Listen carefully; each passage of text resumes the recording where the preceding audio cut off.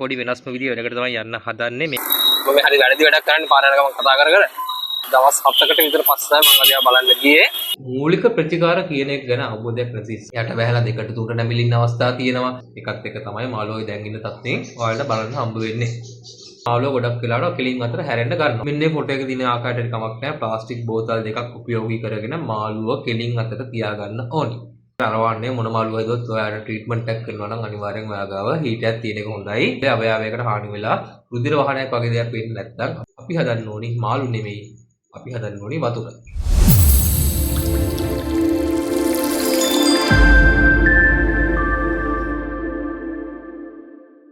Hi මේ වගේම අදත් ඔයාලා වාතරෙන් පිළිගන්නවා මගේ YouTube channel එකට. එතන අව පොඩ්ඩක් වැඩි එකයි පැත්ත මාරු කළේ. මේ අද යන්න හදන්නේ පොඩි වෙනස්ම විදිය වෙනකට තමයි යන්න හදන්නේ මේක ඇත්තටම කෙයා ගයිඩ් එකක් මේ කෙයා ගයිඩ් එකක් මේක හැබැයි කෙයා ගයිඩ් එකක් වුණාට පොඩි වෙනස් විදිය එක්ස්පීරියන්ස් එකක් එක්ක තමයි මම ඔයාලට මේක අහන් දෙන්න හදන්නේ මම යන්න හදන්නේ මගේ පේෂන්ට් කෙනෙක් බලන්න කෙනා අසනීපලා ඉන්න මාළුවෙක් බලන්න තමයි මේ යන්න හදන්නේ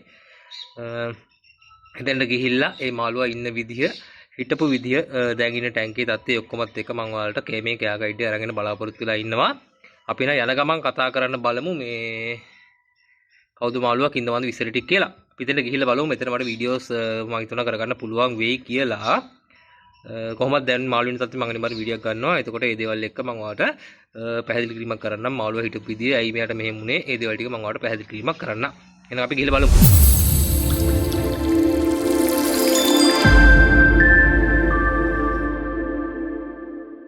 patient එයා කොහෙද ඉන්නේ කියලා නම් මට ඔයාලට කියන්න බෑ ප්‍රයිවසි කේස් හින්දා. ගිහලා බලමු මගේ patient කවුද මොකක්ද යාට වෙලා තිබ්බ කියලා අපි නම් ගිහලා බලමු.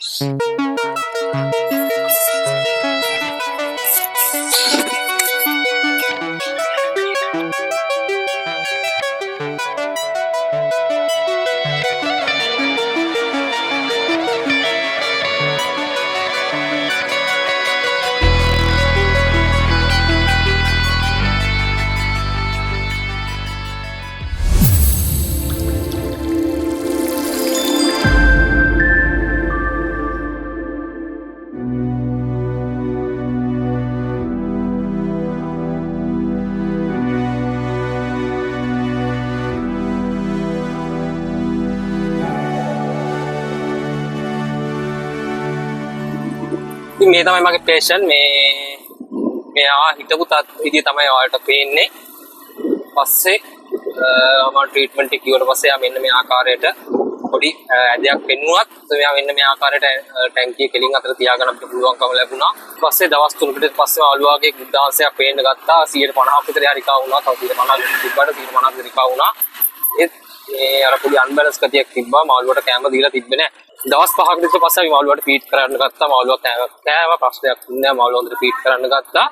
දැන් අද මම මේ බලන්න ගියේ මාළුවා මට ට්‍රීට්මන්ට් එක කියලා දවස් 7කට විතර පස්සේ මම අදියා බලන්න ගියේ. මම හරි වැරදි වැඩක් කරන්නේ පාර යන ගමන් කතා කර කර.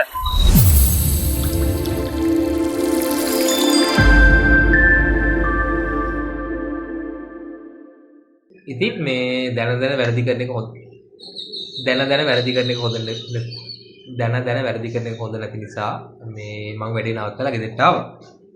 මේ වීඩියෝ එක මම ඔයාලත් එක්ක කතා කරන්න හේතුව මේක පටන් ගද්දි මේකනේ මම මේ කරන්නේ කෙයා ගයිඩ් එකක් කියලා.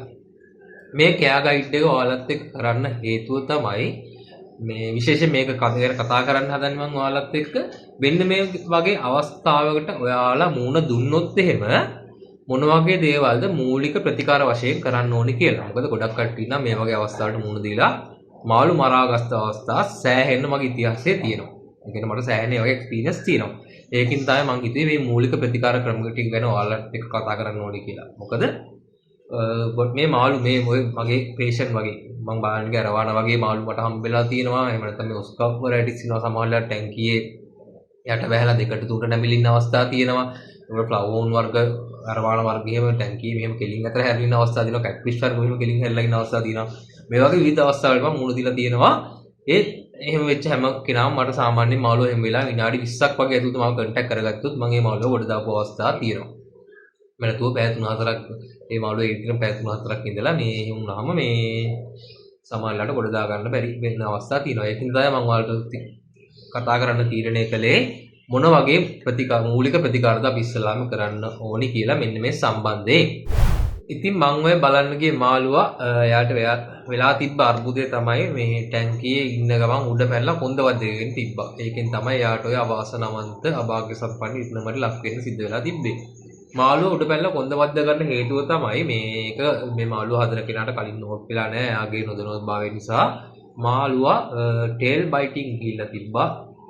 බැක්ටීරියා ඉන්ෆෙක්ෂන් නිසා මාළුවා ටේල් බයිටින් ගිහිල්ලා තිබ්බා. ඒ ටේල් බයිටින් ටික ටික වැඩි වෙද්දි මාළුවාට ඒක දරා ගන්න බැරි වෙන්නේ නැති. ඒකත් එක්ක මාළුවා ටැංකියේ දඟලන්න පටන් ගන්න උඩ පැනලා එකපාරටම තමයි ওই කොන්ද වදිනගෙන ඔන්න ඔය ආකාරයටපත් වෙලා තිබ්බේ. හැබැයි මොකක් හරි සතාගේ වාසනාවට එයා හදන කෙනා ඒක වෙච්ච ගමන් මේ අපි අරවන ක්ලබ් එකට මාළුවාගේ වීඩියෝක් දාලා මොකද්ද කරන්න කියලා ඇහුවා. පෝස්ට් එක අප්‍රූව් කළෙත් මම නිසා මට ඉතා ඉක්මනින් එයාව සම්බන්ධ කරගෙන අදාළ ප්‍රතිකාර ටික යට කියන්න පුළුවන්කම ලැබුණා. ඒකත් එක්ක තමයි මාළුවාගේ දැන් ඉන්න තත්ත්වයෙන් ඔයාලට බලන්න හම්බ වෙන්නේ. ඉතින් මේ වගේ දෙයක් ඔයා දැක්කොත් එහෙම ඉස්සල්ලාම කරන්න ඕනේ කලබල වෙන්නේ නැති එක තමයි ඉස්සල්ලාම කරන්න ඕනේ. මේ කලබල වෙන්නේ නැතුව ටැංකියේ වතුර මට්ටම අනිවාර්යයෙන්ම අඩු කරගන්න තියෙන මට්ටමින් අඩු කරන්න මාළුවා කෙලින් තියාගන්න පුළුවන්. ඒ කියන්නේ මාළුවා මේ පැත්තට නම් ඉන්නේ මාළුවා වෙනතන නැමිලා නම් ඉන්නේ මාළුවා කියලා හිතන්නකෝ. ඒතර මාළුවා සාමාන්‍ය ඉන්න ස්වරූපෙ මෙන්න මේ ආකාරයට නම් වතුර අඩු කරන්න මෙන්න මේ මට්ටමට. ඒ කියන්නේ මාළුවා කෙලින් තියාගත්තට පස්සේ යාගේ උසට වැඩි අඟල් එකමාරක් දෙකක් විතර එන කට්ට වතුර අඩු කරගන්න. ඒක තමයි ඉස්සල්ලාම කරන්න ඕනේ. ඒ වතුර අඩු කරද්දී ඔයා වෝටර් චෙක් කරලා දවසකට දෙක විතර පස්සේ නම් වතුර අඩු කරගෙන තියෙන්නේ. ඔයාගේ ටැංකි ග්‍රැවල් එකක් තියෙනවා නම් සහ ඔයාලට සුව කරන්න පුළුවන් නම් ඒ ග්‍රැවල් එකට කුණු දරාවක් කිසිම දෙයක් නැහැ. ඔයා ඒක ඔක්කොම අස් කරන් තියෙන කියලා ග්‍රැවල් එක අස් කළාට කමක් නැහැ. එහෙම නැත්නම් ග්‍රැවල් එක අස් කරන්න යන්න එපා. මොකද ඒ මුලතේ ඇමෝනියා ස්පයික්ස් වගේ දේවල් ඉන්න පුළුවන්. මේ දැන් මට ඒ දෙක යට කියන්න අමතකුණා. මේ ග්‍රැවල් එක අයින් කරන්න කියන එක මම යාට කිව්වා. ඇමෝනියා ස්පයික් කතන්දරේ මට යාට කියන්න අමතලා බස් වල එක අයිය මේ අපිට යන්න දැන් මතක් කළේ. මේ ඉතින් එහෙම කරලා වතුර අඩු කරගත්තට පස්සේ මාළුවා ගොඩක් වෙලාවට කෙලින් අතර හැරෙන්න ගන්නවා. ඒ හැරුණත් නැතත් කලබල වෙන්න එපා. මාළුවාව බලෙන් අල්ලලා කෙලින් කරන්න යන්න එපා. يعني මෙහෙම නැමිලා නම් ඉන්නේ මාළුවා අපි අර මේ දුන්නක් කෙලින් කරනවා වගේ මාළුවා මෙහෙම අල්ලලා කෙලින් කරන්න යන්න එපා. මාළුවාට ඉබේ කෙලින් වෙන්න දෙන්න. එයා අනිවාර්යෙන් කෙලින් වෙනවා වතුර මට්ටම අඩු කරගත්තට පස්සේ. ඊට පස්සේ මාළුවා ගොඩක් වෙලාවට දැන් මෙහෙම ඉන්න මාළුවා අපි කෙලින් වෙනවා වතුර අඩු කළාට පස්සේ ඒ අඩු කළාට පස්සේ මාළුවා සාමාන්‍ය විදිහට ටැංකියේ මේ අතර හරි පොඩ්ඩක් හැරෙන්න පුළුවන්. එතකොට කරන්න ඕනේ ඔය වීඩියෝ එකේ පේන විදිහට ප්ලාස්ටික් බෝතල් දෙකක් මම ඔයාලට තව ෆොටෝ එකක් දාන්නම්.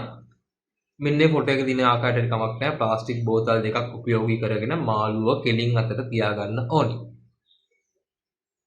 මෙහෙම මාළුවා කෙලින් අතට තියාගත්තට පස්සේ මේ කෙලින් අතට තියාගද්දි මතක් කර තියාගන්න මාළුවාගේ කරමල් හිර වෙන විදිහට වතුර බෝතල් තියන්න එපා. කිසිම අවස්ථාවක වතුර බෝතලයක් තියලා හරි ප්ලාස්ටික් ෂීට් එකක් තියලා මොකක් හරි දෙයක් තියලා මාළුවා කෙලින් කරගත්තා. යාගේ කරමල් හොඳට වැඩ කරන ආකාරයට ඒ දේවල් තියලා හිර කරලා මාළුවා කෙලින් අතට තියාගන්න. නැත්නම් කරමල් වැඩ කරන්නේ නැතුව මාළුවා මැරෙන්න පුළුවන් අවස්ථා තියෙනවා.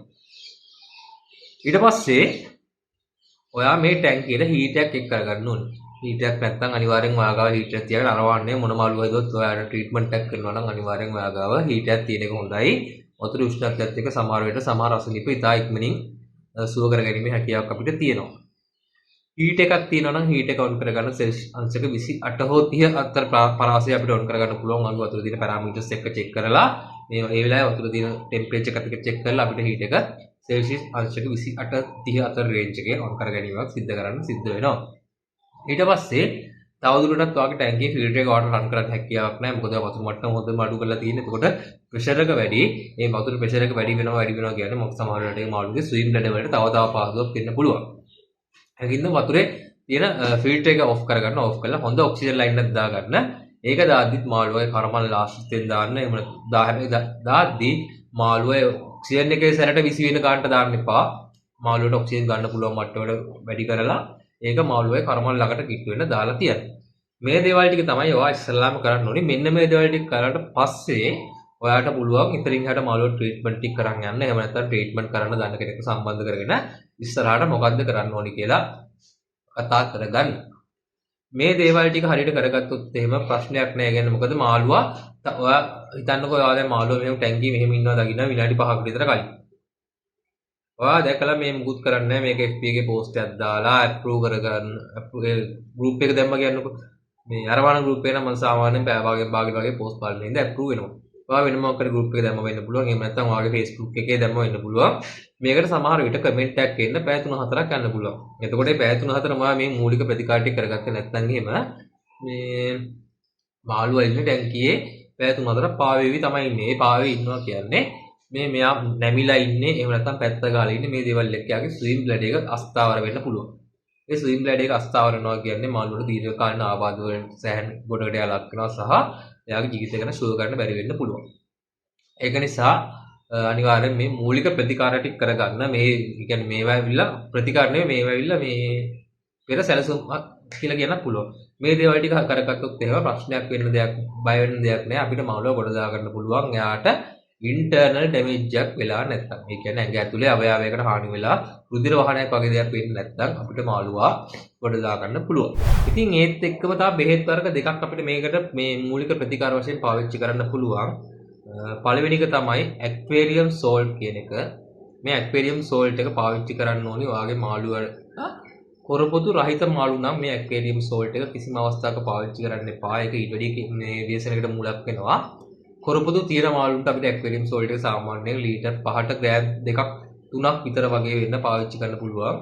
ඒ ඩෝසේජ් එක කියන්නේ ඔයාගේ මාළුවගේ සයිස් එක, මාළුවගේ වෙරයිටි එක, හැදිලා තියෙන ලෙඩෙත් එක්ක තමයි සාමාන්‍යයෙන් මේ ඩෝසේජ් එක හරියට තීරණය කරන්න ඕනේ. මම මේ අනුමාන වශයෙන් ඒක දල වශයෙන් තමයි මම ඔයාලට ඩෝසේජ් එක කියන්නේ. ඇක්වේරියම් සෝල්ට් එක ලීටර් 5ට ග්‍රෑම් 2ක් 3ක් වශයෙන් මෙන්න දාගන්න පුළුවන් ඒ ඉන්න ටැංකියට. ඊට පස්සේ ගොඩක් කට්ටිය දන්න බෙහෙත් එකක් තියෙනවා මැග්නීසියම් සල්ෆේට් එක. එහෙම නැත්නම් එප්සම් සෝල්ට් එක කියලා මේක ෆාමසියෙන් ගන්න තියෙන්නේ.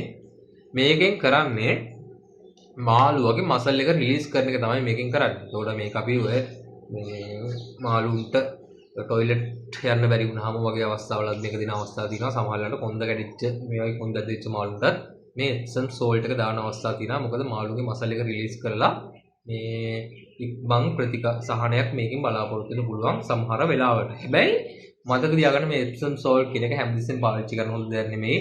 ඕනෑමට වැඩි පාවිච්චි කරන හොඳ දෙයක්ුත් නෙමෙයි. මේක වැඩි වුණොත් එහෙනම් මාළුවට හෙක්සමිටා තත් ඇවිල්ලා එයාට ලූස් මොෂන් වගේ දේවල් වෙලා ඒකින්ම මාළුව මැරෙන්න යන්නත් පුළුවන්.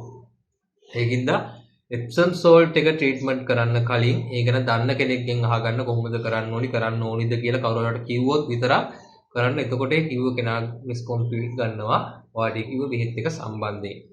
මම සාමාන්‍යයෙන් මාළුවට බෙහෙත් කිව්වොත් මේ බෙහෙත් එක දාන්න කිව්වොත් එහෙම ඒ කියන බෙහෙත් එක සම්බන්ධයෙන් මම රිස්පොන්සිබිලිටි කරනවා. හැබැයි මම බෙහෙත් එක කියන්නේ ඉතිහාසයේ ඉඳලම සියුම් දේවල් ටික අහලා තමයි මම ට්‍රීට්මන්ට්ස් කියන්නේ සතුන්ට. ට්‍රීට්මන්ට් කියන්න කලින් මේ මාළුවට මොකක් හරි ඉෆෙක්ට් එකක් තියෙනවා නම් මම කියනවා මල්ලි මෙහෙම කේස් එකක් වෙලා දිනවා ඉතිහාසයේ වගේ මෙහෙම වැරද්දක් වෙලා තියෙනවා. ඒ වැරද්ද නිසා මෙහෙම දෙයක් වෙන්න පුළුවන් කියලා ඒක දැනුවත් කරලා තමයි මම ගොඩක් වෙලාවට ට්‍රීට්මන්ට් කියන්නේ. එහෙම අවුලක් තියෙනවා. එහෙම අවුලක් නැත්නම් මම කෙලින්ම ට්‍රීට්මන්ට් එක කියලා දානවා. එතකොට මාළුව සනීප වෙනවා අනිවාර්යෙන් සනීප වෙනවා. ඉතින් ඒකින්ද ට්‍රීට්මන්ට් අහගන්න ඕනේ. ඒ වගේ හරි කෙනෙක්ගෙන් අහගන්න. ඒ රෙස්පොන්සිබිලිටි එක ට්‍රීට්මන්ට් කියන එක කියලා ඒ බෙහෙත් ඒවා කිමු ගන්න ඕනි. මේ ඒක නිසා ඉතින් ඔය දෙක තමයි අපිට මූලික ප්‍රතිකාර වශයෙන් පාවිච්චි කරන්න පුළුවන්. විශේෂයෙන් ආපහු මතක් කරන්නේ ඇක්වේරියම් සෝල්ට් එක කොරපොතු නැති මාළුන්ට නම් පාවිච්චි කරන්න එපා. විශේෂයෙන් ඔය RTC ලට වගේ ඊට පස්සේ TSN එකට වගේ පාවිච්චි කරන්න එපා. වෙන ඛේද වාචක වෙනවා. රයිට්. ඉතින් මම හිතනවා මේ කිව්ව ටික ඔයාලට පැහැදිලි වෙන්න ඇති කියලා. මෙන්න මේ දේවල් ටික හරියට කරගත්තොත් එහෙම ඇත්තටම ප්‍රශ්නයක් නැතුව. ඒ කියන්නේ මේ වගේ තත්ත්වයකට මුහුණ දුන්නාම අපි ඉස්සලම ඇත්තටම කලබල වෙනවා. සතුන් ආදරය කරන කට්ටිය විදිහට හොබි එකේ ඉන්න මාළු ආදරය කරන කට්ටිය විදිහට ටැංකියක් ගෙනත් තියාගෙන කොහෙවත් ඉන්න කැහිල්ලට මාළු දාන්නේ නැහනේ. ඒක නැත්ත කතාව. එතකොට එහෙම ඉන්න මාළුවෙක් මේ වගේ දැක්කම පොඩ්ඩක් මිනිස්සු කලබල වෙනවා. මේ මම කියන්නේ කලබල වෙන්න එපා. මාළුවෙක් හදද්දී මම ළඟදී මගේ සීනියර් අයියා කෙනෙක් ලස්සන කතාවක් කිව්වා. මල්ලි අපි හදන්න ඕනේ නැහැ මාළු. අපි හදන්න ඕනේ වතුර විතරයි මාළු ඉබේ හැදෙයි. මගේ සීනියර් අයියා කෙනෙක් කිව්ව කතාවක්. ඒ කතාවේ සෑහෙන තේරුමක් තියෙනවා. මොකද ගොඩක් අසනීප වලට හේතු වෙන්නේ වතුර. දැන් මේ ටැංකියේ වර්ග වේලාදී දෙන්නෙක් ඉන්නවා. මම ඇත්තටම හදන්න ඕනේ මේ දෙන්නව නෙමෙයි. මේ දෙන්නව මට කොහෙන් හරි අරන් ඇවිල්ලා ටැංකියට දාන්න තමයි තියෙන්නේ. දාලා මම මේ වතුරේ කන්ඩිෂන් එක මේන්ටේන් කරන් යනවා නම් වතුරේ කන්ඩිෂන් එක 100% මේන්ටේන් කරන් යනවා නම් ඇමෝනියා 0 නයිට්‍රේට් 0 කරලා ppm එක ppm නෙමෙයි pH එක නියුට්‍රල් කරලා මේ දේවල් ටික හරියට කරන් යනවා නම් මෙයාලට ඉහෙන් බහින රෝගයක්වත් හැදෙන්නේ නැහැ. මෙයාලා නෙමෙයි ඕනි කෙනෙක්ට. මේ දෙයක් හැදෙන්නේ නැහැ. ඒකින්ද මේ මම රෙස්පෙක්ට් කරන කතාවට ඒක ඇත්තට හරි ලස්සන කතාවක්. එයාවට කිව්වේ මල්ලි අපි හදන්න ඕනි මාළු නෙමෙයි අපි හදන්න ඕනි වතුර. මේ ඉතින් ඒක ඔලේ තියාගන්න. ඒක ඔලේ තියාගත්තා නම් ඔයාලට මේ වගේ ප්‍රශ්න වලට මුහුණ දෙන්න වෙන එකක් නැහැ. ඒත් එක්කම මම ඔයාලට මුලින්ම වීඩියෝ එකේ කිව්වනේ මේ මාළුවා මේ උඩ පැනලා දඟලලා තියෙන්නේ බැක්ටීරියා ඉන්ෆෙක්ෂන් එකක් නිසා කියලා. එතකොට මාළුවෙක් ගෙනලා ටැංකියට දැම්මා, ඇක්ලිමේට් හරි මොකක් හරි කරලා ටැංකියට දැම්මා, ෆිල්ටර් එක ඔන් කරගත්තා. දවසට දෙපාරක් තුන් පාරක් දවසට පාරක් සතියේ පාරක් හරි කවන්නේ. එයා කන්න ගැලපෙන අවස්ථාවල කන්න දුන්නා කියන්නේ ෆිෂ් කීපින් නෙමෙයි. ඒක ෆිෂ් කීපින් නෙමෙයි. ෆිෂ් කීපින් කියන්නේ ඔයා මාළුවෙක් ටැංකියට දාගත් වෙලාව ඉඳලා මාළුවා ස්ටඩි කරන්න, එයාගේ බිහේවියර්ස් බලන්න, කන්නේ කොහොමද කියලා බලන්න, මාළුවන් ඉන්නේ කොහොමද කියලා බලන්න, එයාගේ පැටර්න්ස් බලන්න, බොඩි ෂේප්ස් බලන්න, මොකක් හරි වෙනසක් තියෙනවද කියන එක දවස් ගානේ නිරීක්ෂණය කරන්න. මේව නිරීක්ෂණය කරන්නේ නැතුවම තමයි මේ වගේ තත්ත්වවලට මුහුණ දෙන්න වෙන්නේ. මේ මාළුවා ඉන්නේ පර්සනල් කලෙක්ෂන් එක නෙමෙයි. මේ තැනක මාළුවා ඉන්නේ මේ ඒකත් එක්ක සාහිත්‍ය මාළු කීප දෙනෙක් ඉන්නවා. මේකත් එක්ක ඇත්තටම යාළුවට වෙලාවක් නැහැ. එහෙනම් මේ පර්සනල් ගිහලා මාළුවා බලන්න. ඒක තමයි හේතු වෙලා තිබ්බේ මේ මාළුවට මේ වගේ දෙයක් වෙන්නේ. ඉස්සරහට එහෙම දේවල් වෙන්නේ නැහැ. මොකද මම යාළුවට පැහැදිලි කරලා දුන්නා මේ මාළුවෙක් හදනවා නම් කරන්න ඕනේ සීල මුදල් ටික ගැන මම යාළුවට කියලා දුන්නා. ඒතකොට ඉස්සරහට යාළුවට වගේ ප්‍රශ්න වලට මුහුණ දෙන්න වෙන එකක් නැහැ කියලා මම හිතනවා. වගේම මේ වීඩියෝ එක ඔයාලා ස්කිප් නොකර ඉවරට බැලුවා නම් ඔයාලටත් මේ ප්‍රශ්න වලට ඉස්සරහට මේ වගේ ප්‍රශ්න වලට මුහුණ දෙන්න වෙන එකක් නැහැ. ආයෙ මතක තියාගන්න මම අර අයියේ කිව්වා ආයෙ කියලා මේ වීඩියෝ එක මෙතනින් ඉවර කරගන්න නම් අපි හදන්න ඕනි මාළු නෙමෙයි අපි හදන්න ඕනි වතුර. හැමෝටම ජය වේවා.